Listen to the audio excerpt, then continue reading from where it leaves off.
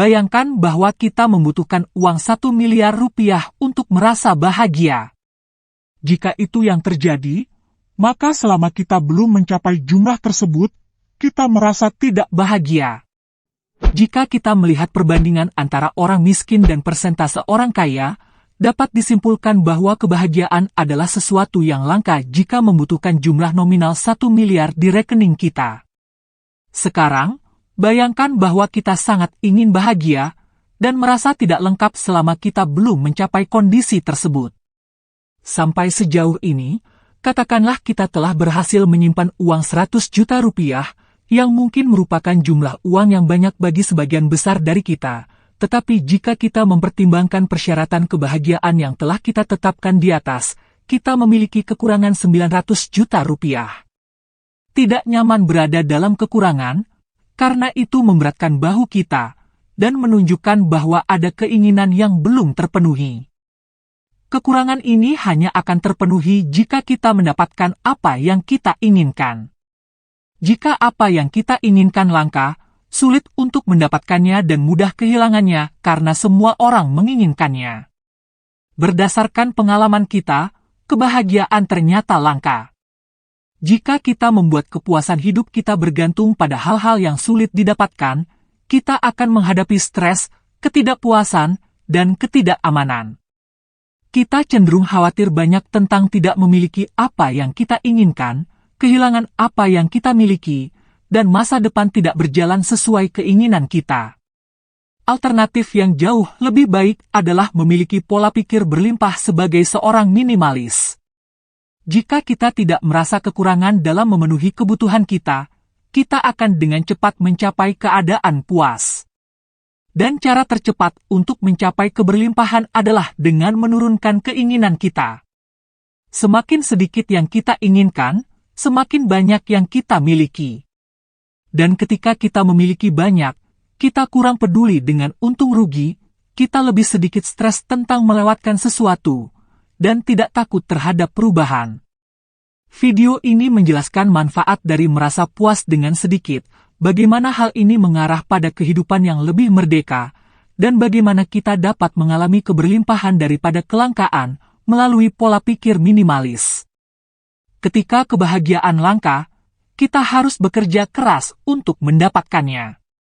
Persyaratan kebahagiaan yang telah kita tentukan untuk diri kita sendiri mungkin berupa kepemilikan uang, materi, status sosial tinggi, pasangan yang hampir sempurna, atau mungkin kombinasi dari faktor-faktor ini. Bayangkan bekerja tanpa henti untuk memenuhi persyaratan ini sambil terus merasakan ketidakpuasan, karena selama keinginan kita tidak terpenuhi, kita tidak bahagia. Sekarang, bayangkan bahwa ketika akhirnya kita mendapatkan apa yang kita inginkan, kita cemas untuk melepaskannya, karena kehilangan apa yang sudah kita usahakan dengan susah payah akan berarti berakhirnya kebahagiaan kita. Semakin spesifik kondisi kita untuk merasa bahagia, semakin sulit untuk merasa puas. Terutama ketika kita membuat kebahagiaan kita bergantung pada keadaan di luar yang sangat tidak stabil, bahkan perubahan terkecil mengancam dasar kesejahteraan kita. Contoh dari ini adalah seseorang yang menginginkan kehidupan yang sempurna, yang melibatkan rumah sempurna, keluarga sempurna, pekerjaan sempurna, lingkaran sosial sempurna, dan daftar terus berlanjut. Kepuasan membutuhkan semua variabel untuk terpenuhi. Tetapi jika salah satunya tidak sempurna, maka rasa kebahagiaan orang ini akan runtuh seperti piramida yang terbuat dari tumpukan kartu remi. Seperti yang ditunjukkan oleh hukum alam kebalikan, semakin banyak yang kita butuhkan untuk merasa puas, semakin kurang puas kita menjadi, dan semakin banyak yang kita inginkan, semakin sedikit yang kita miliki. Jadi, semakin sedikit yang kita inginkan dari dunia, semakin banyak yang akan kita alami dalam keberlimpahan. Keberlimpahan berarti kita memiliki lebih dari cukup. Tetapi apa yang cukup? Itu bersifat subjektif. Bagi sebagian orang, itu tidak pernah cukup. Bagi sebagian lain, sangat sedikit juga sudah cukup.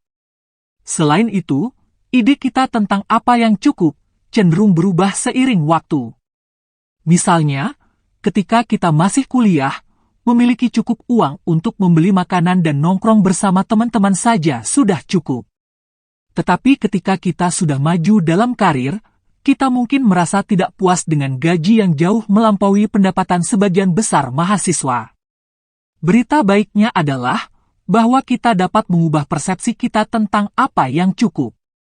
Dan semakin sedikit yang kita butuhkan untuk merasa cukup, semakin mudah kita merasa puas. Kita juga kurang terganggu oleh ketidakstabilan dunia, karena lingkungan yang berubah tidak akan dengan mudah mempengaruhi apa yang melimpah.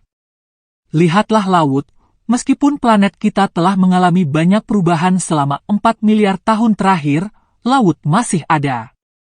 Bayangkan seseorang yang bahagia dan puas dengan hal-hal dasar, seperti pakaian, makanan, tempat tinggal, dan beberapa orang untuk diajak bicara. Kepuasan orang ini bergantung pada hal-hal yang melimpah, dan oleh karena itu, mudah didapatkan. Jadi, sulit untuk merusak kepuasan orang ini, karena apa yang melimpah akan selalu tersedia, berbeda dengan apa yang langka. Kita harus bisa membedakan antara kebutuhan dan keinginan. Jika kebutuhan adalah bagian dari menjadi manusia, yang jika tidak terpenuhi maka akan membahayakan nyawa kita seperti makan dan minum. Berbeda dengan keinginan, yang jika tidak terpenuhi tidak akan membahayakan nyawa, seperti keinginan untuk memiliki mobil mewah atau nonton konser band Coldplay. Namun, kita tidak bisa tanpa keinginan sama sekali. Kabar baiknya keinginan bisa dikelola, sehingga kita lebih jarang berada di dalam kondisi kekurangan dan lebih banyak berada di dalam kondisi keberlimpahan. Seperti yang pernah dikatakan oleh filsuf Yunani Epicurus, jika kamu ingin membuat seseorang bahagia, jangan menambah kekayaannya, tetapi kurangi keinginannya. Berikut ini adalah beberapa cara untuk mengarahkan keinginan kita sehingga kita dapat beralih dari kelangkaan menuju keberlimpahan. 1. Kekuatan dari keterkendalian. Epicurus membedakan 3 jenis keinginan. Yang pertama, keinginan alami dan penting alias kebutuhan dasar manusia, seperti makanan, tempat tinggal, dan istirahat. Yang kedua, keinginan alami dan tidak penting, seperti makanan mewah dan pakaian mahal. Yang ketiga, keinginan yang sia-sia, seperti kekuasaan, kekayaan ekstrim, dan ketenaran. Singkatnya, Epicurus percaya bahwa kita seharusnya fokus pada yang pertama, yang penting dan mudah dipenuhi, dan menghindari yang ketiga, yang tidak penting dan tidak mungkin dipenuhi. Namun, ini juga meninggalkan area abu-abu yang luas dari keinginan yang dalam dunia modern tidak diperlukan untuk kebahagiaan tetapi masih melimpah, dan oleh karena itu mudah didapatkan. Misalnya, mendengarkan musik, bermain video game, atau menjelajahi YouTube. Jika melihat jumlah musik, game, dan video yang tersedia saat ini, kita bisa mengatakan bahwa kenikmatan ini melimpah. Tetapi kita cenderung berlebihan dalam menikmatinya.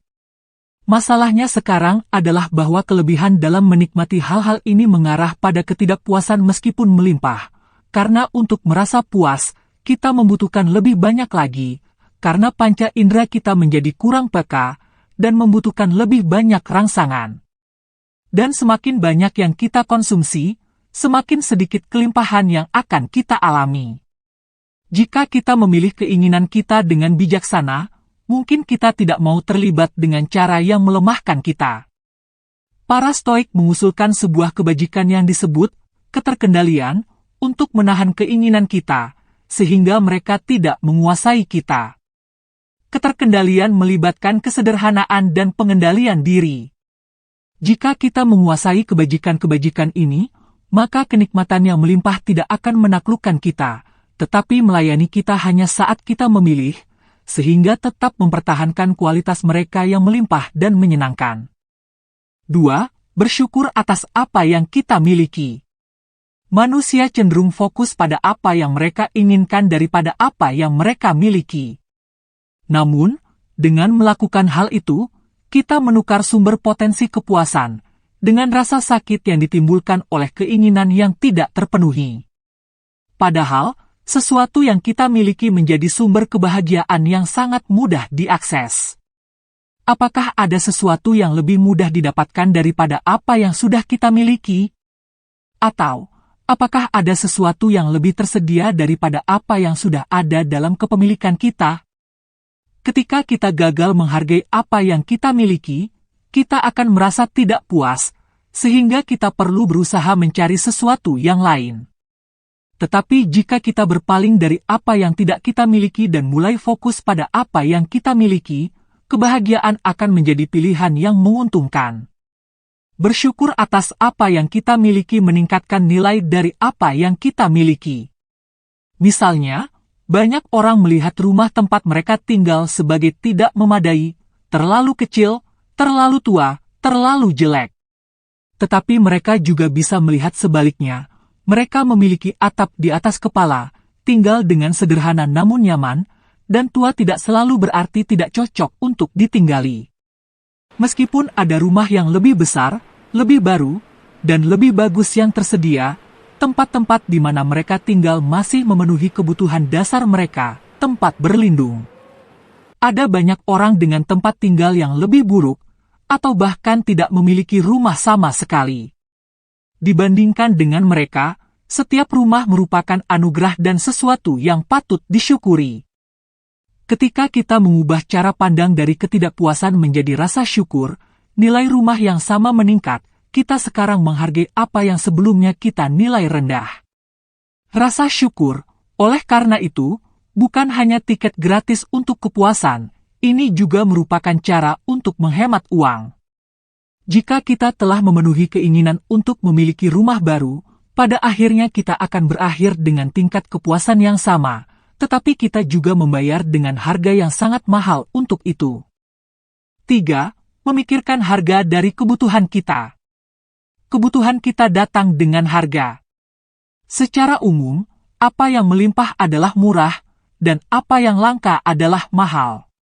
Dan lebih mudah untuk memperoleh sesuatu yang terjangkau daripada sesuatu yang mewah. Namun, tingkat kesulitannya tetap bergantung pada konteks kita. Seseorang yang kaya, misalnya, akan dengan mudah memperoleh jam tangan mahal, yang bagi orang miskin mungkin membutuhkan bertahun-tahun untuk mengumpulkan uang untuk membelinya. Meskipun harga jam tangan tersebut tetap sama, relatif lebih murah bagi orang kaya daripada orang miskin. Jadi, ketika memilih kebutuhan kita, bijaksanalah untuk memikirkan berapa biaya sebenarnya yang harus kita bayar. Filsuf Amerika Henry David Thoreau memiliki aturan sederhana untuk ini, dan saya mengutipnya. Harga dari apapun adalah jumlah kehidupan yang kamu tukarkan untuk mendapatkannya. Setiap kali kita menginginkan sesuatu, kita bisa segera bertanya pada diri sendiri, berapa banyak kehidupan yang akan saya tukarkan untuk ini? Berapa jam kerja yang dibutuhkan untuk membeli ini? Dan seberapa besar pengaruh kerja ini terhadap kesehatan saya? Hal-hal yang membutuhkan sedikit kehidupan sebagai imbalan, bisa dianggap murah. Barang-barang yang membutuhkan banyak kehidupan bisa dianggap mahal. Jika kita fokus pada kebutuhan yang murah dan mudah dipenuhi, kita akan merasakan keberlimpahan. Keberlimpahan ini bisa didasarkan pada memiliki banyak sumber daya atau kebutuhan kecil dalam kehidupan yang dibutuhkan untuk memenuhinya. Mengambil KPR, kredit kepemilikan rumah yang mahal, mungkin bukan ide yang bagus jika hal ini mencekik kita. Meskipun kita mungkin membeli rumah impian, pada akhirnya, total harga yang harus dibayar melebihi dari manfaat yang kita terima. 4. Menghindari hutang jangka panjang. Berhutang dapat menjadi pengalaman yang sangat stres, karena kewajiban untuk melunasi apa yang kita hutangkan membelenggu kita. Meskipun kita mengaitkan hutang dengan uang, keinginan kita juga menghasilkan hutang kepada salah satu kreditor yang paling menyiksa, mengganggu, dan menuntut yang dapat kita bayangkan, yaitu pikiran. Jadi, bagaimana pikiran menjadi kreditor? Nah, setiap kali kita menyadari bahwa sebuah keinginan muncul dalam diri kita langsung berhutang. Kita berpindah dari pengalaman kepuasan tanpa hutang, di mana kita tidak berhutang kepada diri sendiri karena tidak memiliki keinginan yang perlu dibayar, menjadi dalam posisi defisit. Pikiran menuntut agar kita memenuhi keinginan ini, dan jika tidak, pikiran terus mengetuk pintu kita seperti penagih utang. Sampai batas tertentu, ini tidak dapat dihindari. Ketika kita lapar, misalnya, kita harus memuaskan rasa lapar dengan makanan. Ketika kita lelah dan membutuhkan istirahat, kita harus melunasi hutang ini dengan tidur. Tetapi di sebagian besar bagian dunia, makanan dan tidur tersedia secara luas. Jadi, melunasi keinginan alami ini bukanlah hal yang sulit untuk dilakukan. Kesulitan nyata dimulai ketika kita terjerat dalam keinginan jangka panjang yang harus kita penuhi untuk merasa puas. Dengan melakukannya, kita membebani diri kita dengan utang jangka panjang, perasaan kekurangan yang hanya hilang ketika keinginan ini terpenuhi, yang bisa membuat kita merasa tidak lengkap dalam waktu yang lama. Contoh dari situasi seperti ini adalah bagaimana beberapa orang menghadapi cinta yang tidak terbalas. Bayangkan memiliki perasaan romantis kepada seseorang, tetapi orang tersebut tidak memiliki perasaan yang sama terhadapmu.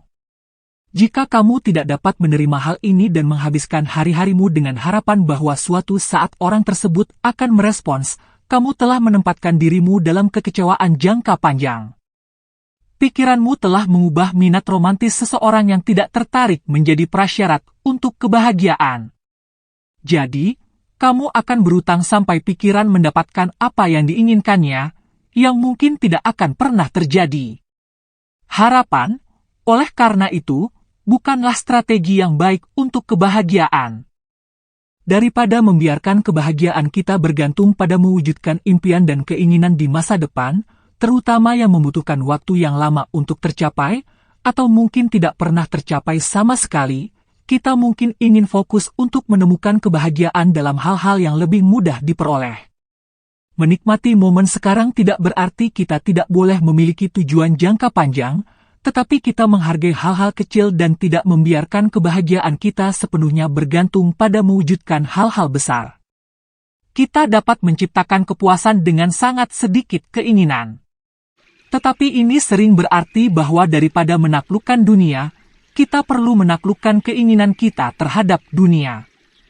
Pada akhirnya, ada dua cara untuk menciptakan keberlimpahan. Cara pertama adalah dengan mengumpulkan lebih banyak dari apa yang kita inginkan, tetapi dengan melakukannya, kita menjadi bergantung pada keadaan di luar kendali kita. Cara kedua adalah dengan mengendalikan keinginan kita, sehingga membuat hal-hal yang sudah ada di sini, di saat ini, lebih memuaskan bagi kita. Semakin sedikit kita menginginkan dari dunia, semakin berlimpah dunia terlihat. Dengan demikian, semakin sedikit yang kamu inginkan, semakin banyak yang kamu miliki.